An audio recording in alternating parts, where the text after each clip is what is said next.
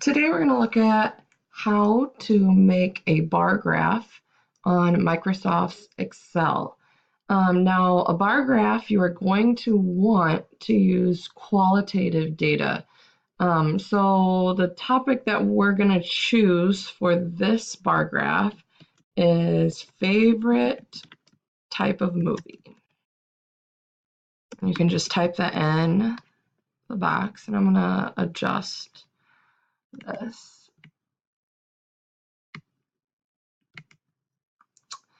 All right, and some genres of movie would be comedy and action,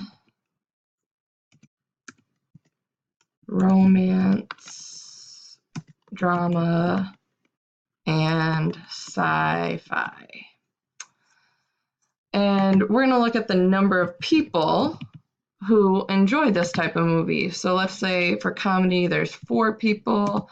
For action, we have 5. Romance, we have 6. Drama, we have 1. And then for sci-fi, we have 4 people. Now, to make this a bar graph, I'm going to highlight the favorite type of movie, and I'm going to choose Insert up top here. And then there's recommended charts. You're going to choose the first one, and it says Insert column or bar graph. And there's several options to choose from. We're just going to do the basic 2D chart here. Now we want to adjust the title here because our title isn't people. Our title is favorite type of movie.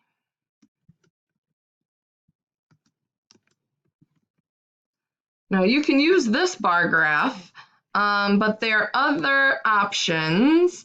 If you go to quick layout, we really want to have our y-axis labeled. So if we go over here to the 9th layout, layout 9, it's going to have our axes labeled. And so this would be on the bottom, we would want to type in there, movie type.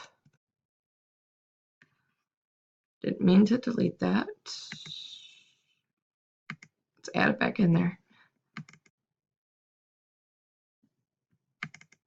So this is the movie type